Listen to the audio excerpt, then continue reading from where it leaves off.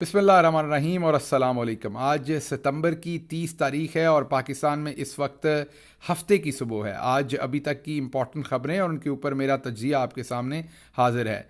सबसे पहले आपके सामने वो ख़बर रखेंगे जिसका आप सबको इंतज़ार था, हमें भी इंतज़ार था। बहुत दिनों से हम उसके बारे में इनसाइड स्टोरीज़ आपको दे रहे थे। आज वो ब्रेकिंग न्यूज़ हुई है। आज वो एक्सक्लूसिव स्टोरी साकिब बशीर लेकर आए हैं और वो स्टोरी है जिसका हमें ख़दशा था कि इमरान खान साहब के साथ वही सलूक करने की कोशिश की जाएगी जो भुट्टो साहब के साथ किया गया था, और उसी रास्ते पर हमारी रियासत गामजन होती हुई हमें नज़र आ रही है। वही तरीके हैं, वही प्ले बुक है, और आज एक्सक्लूसिव स्टोरी साकिब बशीर जो लेकर आए हैं वो आपके सामने रखते हैं और फिर आपको समझ आएगी कि पिछले चंद दिनों से जो मैं आपके सामने कुछ खदशात रख रहा था, कुछ हकाइक रख रहा था, कुछ मैं अपनी इल्म या अपनी इंफॉर्मेशन की वसातत से आपके सामने चीज़ें रख रहा था, आपको नज़र आएगा कि उनमें से कितने फ़ीसद चीज़ें अब दुरुस्त होती हुई नज़र आ रही हैं। आज की जो एक्सक्लूसिव स्टोरी है वो मैं पहले पढ़ के सुनाता हूँ आपको।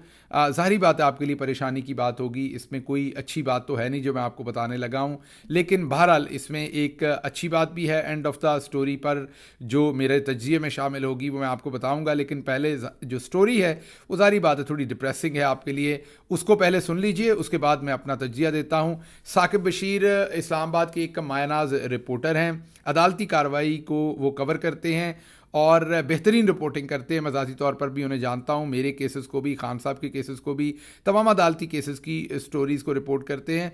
यूजुअली वो एक गैर जानबदार रिपोर्टिंग करने की कोशिश करते हैं।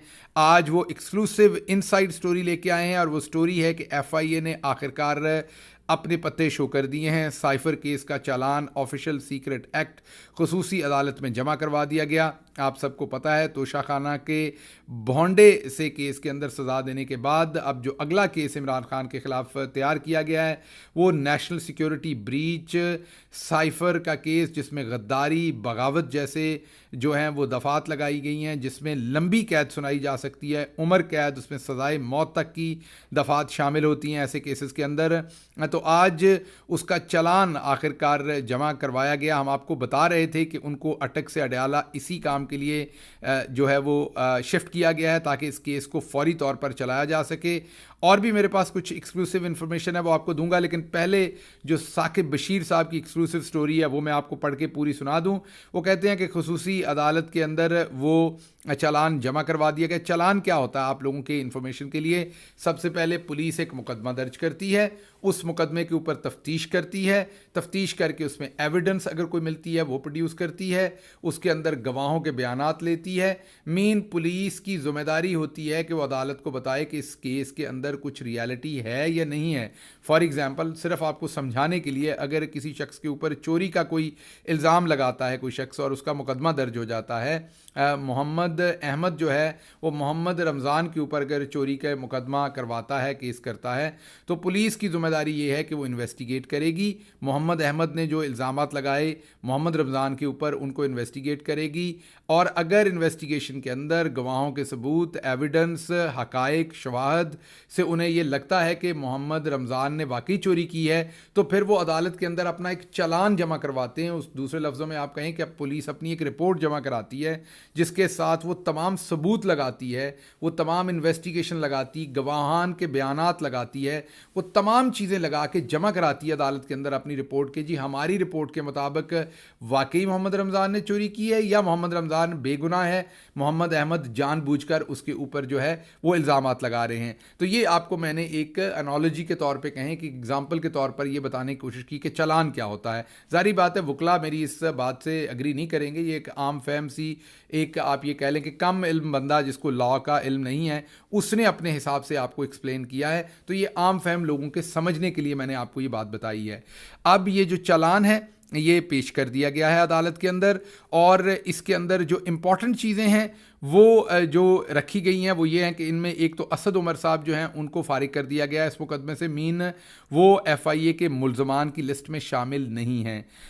इसमें जो साबिक प्रिंसिपल सेक्रेटरी हैं आज़म खान, उन्हें फॉर्मली जो है वो FIA ने अपने मजबूत गवाह के तौर पर पेश कर दिया है।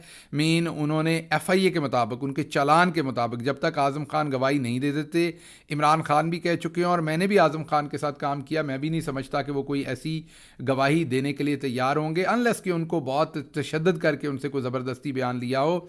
तो आज़म खान साहब के बारे में इसके अंदर है चालान के कि वो मजबूत गवाह बन गए हैं। आज़म खान का 161 और 164 का बयान चालान के साथ मुंसलिक कर दिया है। 161 का बयान होता है जो कोई भी शख्स पुलिस के सामने देता है और 164 का होता है जो वो मजिस्ट्रेट के सामने देता है। 161 के तो कोई वैल्यू नहीं होती, 164 की बिल्कुल वैल्यू होती है। 164 का वही बयान है जो इसहाक डार ने नवाज शरीफ के बारे में दिया था कि नवाज शरीफ मनी लॉन्ड्रिंग करता था, और इसहाक डार ने 164 का बयान दिया था कि मैं उसके लिए मनी लॉन्ड्रिंग करता था, मैं नवाज शरीफ की सारी दौलत जो है वो बाहर भेजता था मनी लॉन्ड्रिंग की।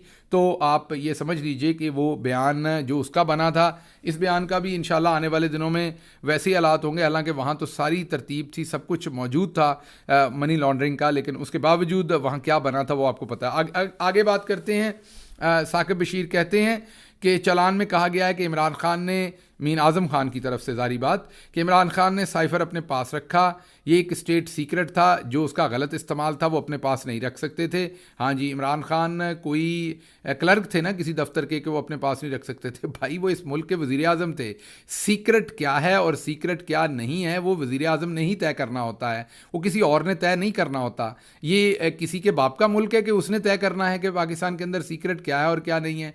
जो भी इलेक्टेड आपका हेड ऑफ स्टेट होगा, प्राइम मिनिस्टर होगा मुल्क का, उसी ने तय करना है कि सीक्रेट क्या और क्या नहीं है। पूरी दुनिया में यही मरवजा असूल है, को पाकिस्तान के अंदर अनोखा नहीं। लेकिन यहाँ पर वज़ीर आज़म को ही कहा जाता है कि आपने सीक्रेट डॉक्यूमेंट अपने पास रखा है तो अब आप गद्दार हैं। उसके बाद चेयरमैन PTI के से स्टेट सीक्रेट का गलत इस्तेमाल किया। साइफर कॉपी चेयरमैन PTI के पास पहुंची लेकिन वापस नहीं की गई। शाह महमूद कुरैशी ने 27 मार्च की तकरीर की, फिर चेयरमैन PTI की मुआवनत की। अब शाह महमूद कुरैशी के ऊपर भी इसका इल्ज़ाम लगाया जा रहा है। चेयरमैन PTI और शाह महमूद कुरैशी की 27 मार्च की जो तकारीर हैं उनकी रिकॉर्डिंग भी साथ दी गई है चालान के CD डिस्क के ऊपर। और उसके बाद 28 गवाहों के चालान जो हैं वो अदालत के अंदर जमा करवाए गए हैं। उनमें 27 गवाह वो हैं गवाहों के 161 के बयानात कलमबंद होने के बाद चालान के साथ मुंसलिक किए गए। 161 मीन पुलिस के सामने जो बयानात उन्होंने दिए हैं। और जिन लोगों के बयानात दिए हैं उनमें सेक्रेटरी खारजा जो असद मजीद, जो उस वक़्त जिन्होंने साइफ़र भेजा था पाकिस्तान, जो उस वक़्त एम्बेसडर थे अमेरिका के अंदर, उनका साबका सेक्रेटरी खारजा जो असद मजीद तो उस वक़्त एम्बेसडर थे पाकिस्तानी, जो उस वक़्त सेक्रेटरी खारजा थे सुहेल महमूद, जिन्होंने सबसे पहले, जिनकी ज़िम्मेदारी थी ये साइफ़र इमरान खान तक पहुंचाना, लेकिन उन्होंने नहीं पहुंचाया था। वो जो साइफ़र शुरू में दबा लिया गया था उसमें सारी बात है सुहेल महमूद साहब का भी किरदार होगा। उसके बाद एडिशनल सेक्रेटरी खारजा फैसल नियाज़ तिरमिज़ी का भी बयान शामिल है, जो इस वक्त UAE के अंदर पाकिस्तानी एम्बेसडर हैं। ये वो फैसल नियाज़ तिरमिज़ी हैं, अच्छी शोहरत के ऑफिसर हैं। मुझे नहीं पता इनके साथ क्या जुल्म किया गया होगा, क्या दबाव डाला गया होगा कि इन्होंने ऐसा बयान कोई दिया हो या नहीं दिया हो। उसके बाद दफ्तर खारजा के तमाम अफसरान जो उस चेन के अंदर थे जहाँ से वो जो आपका साइफ़र की डिकोडेड कॉपी जो है वो वहाँ से वज़ीर आज़म हाउस तक पहुँची, उन तमाम अफसरान को गवाहों के तौर पर इस्तेमाल किया गया है। टोटल 28 गवाहों की लिस्ट दी गई है। 27 के बयानात जो हैं वो कलमबंद साथ लगा दिए हैं। कोई एक गवाह है जिसके अभी बयान नहीं लगे। ये स्टोरी है, हम इसको एक्सपेक्ट कर रहे थे अब आपको मैं, ये तो साकिब बशीर साहब की स्टोरी थी, अब मैं आपको अपनी तरफ से एक्सक्लूसिव देता हूं जो मेरी इन्फॉर्मेशन है। मेरी इन्फॉर्मेशन ये है कि पिछली दफ़ा इमरान खान साहब को 3 साल की सज़ा दी गई थी। 5 साल से जब कम सज़ा होती है तो वो फौरी तौर पर अपील में फ़ारिग हो जाती है, उसको लटकाया नहीं जा सकता, पहली पेशी पे ही फ़ारिग करना होता है। वो तो आपको पता है कि जस्टिस आमिर फ़ारूक साहब ने कमाल ही कर दिया था लटका के, लेकिन नॉर्मली अदालतों में 5 साल से कम की सज़ा को लटकाया नहीं जा सकता। अब इस दफ़ा प्रोग्राम ये बना है कि इमरान खान को 5 साल से ऊपर की सज़ा देनी है। कहा गया है जज को ये मैं आपको एक्सक्लूसिव इन्फॉर्मेशन दे रहा हूँ जो मेरी तरफ से है, जो मेरे ज़राए से मुझे मिली है। कहा यह गया है जज को कि आपने 14 साल की सज़ा देनी है। जज ने उसके ऊपर जवाब ये दिया है कि इसके अंदर जो दफ़ात लगी हैं और जो एविडेंस है उसमें मैं 14 साल की सज़ा नहीं दे सकूँगा शायद। तो अब उस जज के ऊपर प्रेशर है कि वो 7 या 10 साल की कम से कम सज़ा दे। तो अब देखते हैं क्या होता है। ये प्रोग्राम है कि इमरान खान को 7 से 14 साल के दरमियान कोई सज़ा देनी है ताकि वो सज़ा 5 साल से ज़्यादा हो, ताकि वो अपील के अंदर जाके वो सस्पेंड ना हो सके और इमरान खान साहब को लंबा अरसा जेल के अंदर रख के पीछे से फेक किस्म के, जाली किस्म के इलेक्शन करवा के इसी तरीके का नवाज शरीफ की तरह का कोई लगड़ बगड़ गीदड़ जो है सियासी, उसको वज़ीर आज़म बना दिया जाए और फिर इसी तरीके से ये निज़ाम चलाया जाए। ये पूरे का पूरा सिस्टम है और इमरान खान को जो है वो गद्दार डिक्लेयर कर दिया जाए।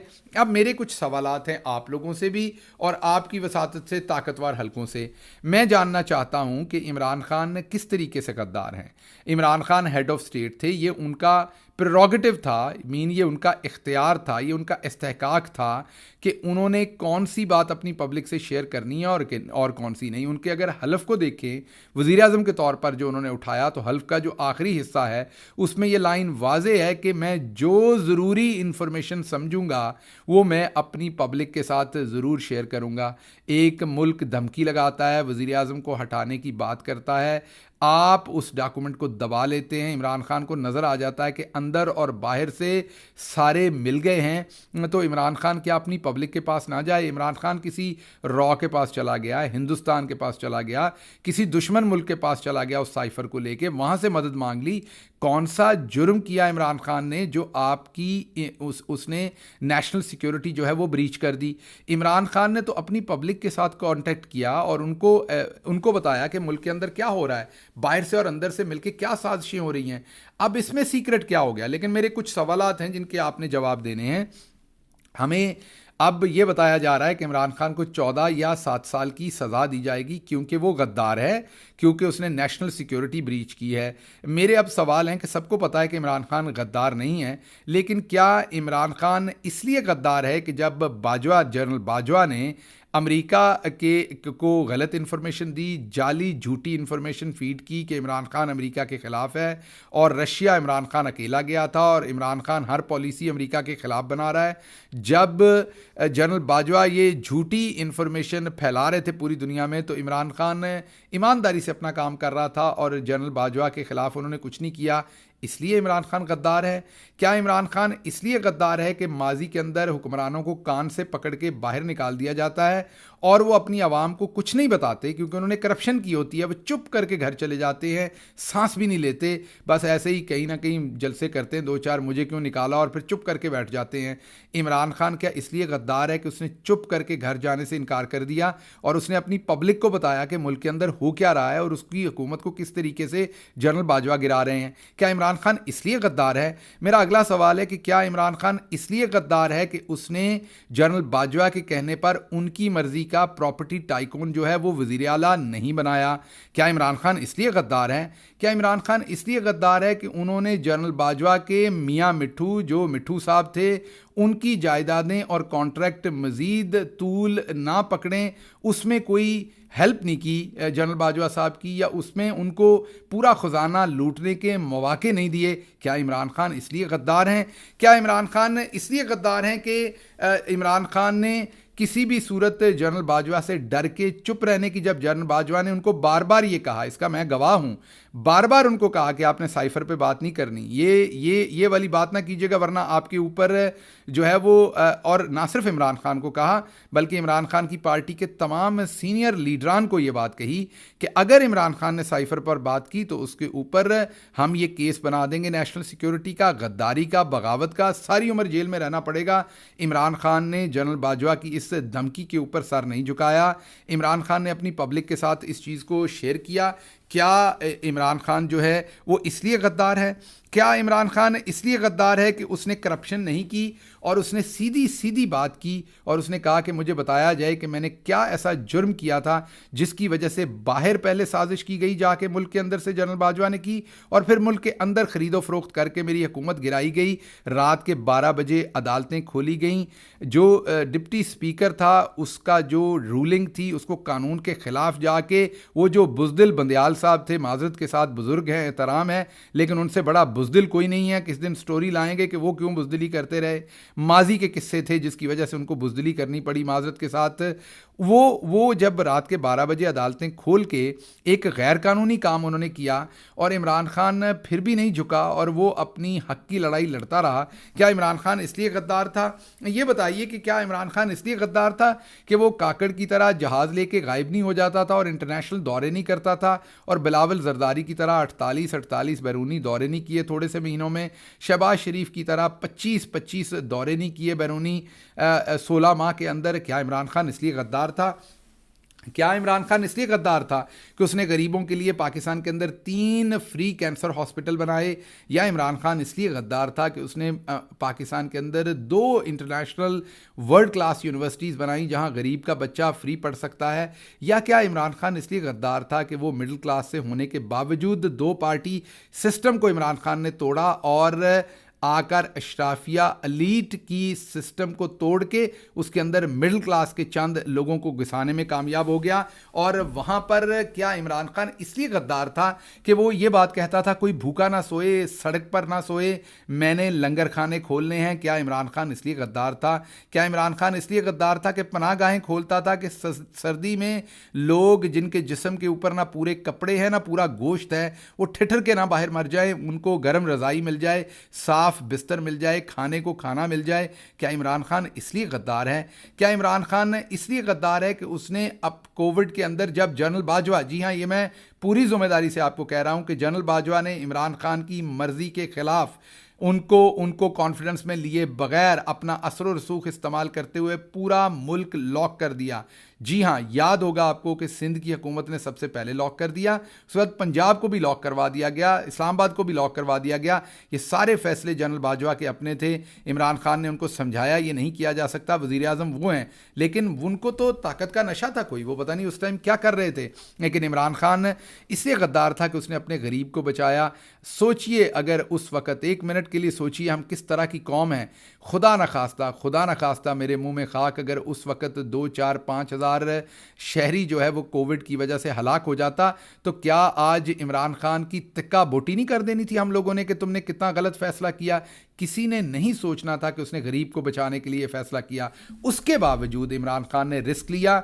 देखा जब उसकी पार्टी के भी बहुत सारे मोअज़्ज़ीन जनरल बाजवा के साथ मिल चुके थे और मुल्क को बंद कर दिया था इन्होंने, इमरान खान ने सिर्फ उसको, इमरान खान की फैक्ट्री थोड़ी थी मुल्क, इमरान खान को क्या फ़र्क पड़ता था मुल्क बंद है कि नहीं? अगर वो नवाज शरीफ शहबाज शरीफ की तरह सोचे, उसको क्या फ़र्क पड़ता है? उसके घर में तो खाना बन रहा था, उसने तो वज़ीर आज़म ही रहना था, आना था और जाना था। लेकिन इमरान खान को अपने गरीब की फ़िक्र थी, उनके चूल्हे की फ़िक्र थी।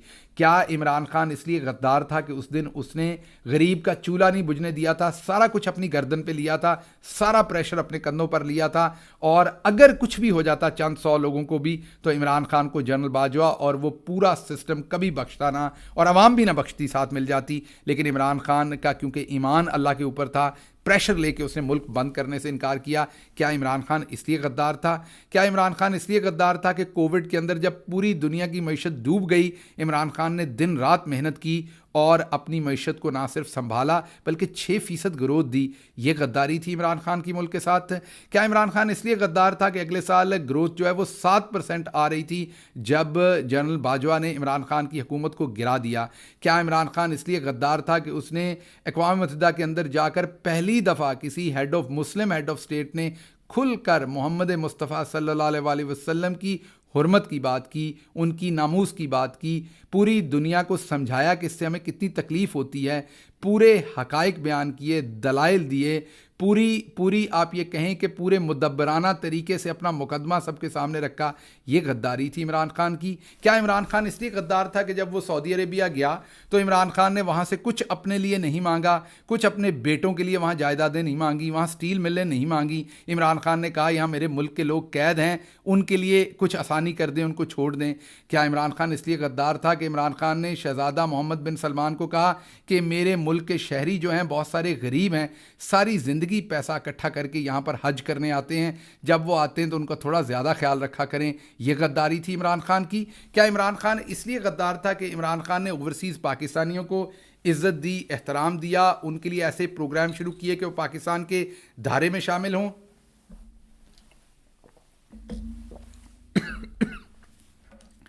माफ़ कीजिएगा। क्या इमरान खान इसलिए गद्दार था कि इमरान खान ने एक आज़ाद खारजा पॉलिसी बनाने की कोशिश की? इमरान खान ने कहा कि मैंने किसी की जंग में शामिल नहीं होना, मैं अमन का साथी हूँ। क्या इमरान खान की ये गद्दारी थी? क्या इमरान खान इसलिए गद्दार था कि उसने बात की कि स्टंटेड ग्रोथ होती है, हमारी माएँ और बच्चे बहुत सारे जो हैं वो दौरान ज़िंदगी उनकी मौत हो जाती है, उसका हमें कुछ करना है? इमरान खान की ये गद्दारी थी। इमरान खान की ये गद्दारी थी कि उसने बैरूनी दौरों पर पैसा हो या प्रोटोकॉल के ऊपर पैसा हो वो नहीं उड़ाया, सादगी अपनाई, कौम को इस बात से अवेयर करवाया कि कौन सारी चीज़ें हमारे लिए ज़रूरी है और कौन सी ज़रूरी नहीं है। एक एक पैसे का हिसाब मांगा और दिया। क्या इमरान खान इसलिए गद्दार था? और आपने केस बनाया पहले कि उसे एक घड़ी तोहफे में मिली और उसने बेच दी, और अब आप कह रहे हैं कि एक ऐसा डॉक्यूमेंट जो पहले आप कहते थे है ही नहीं।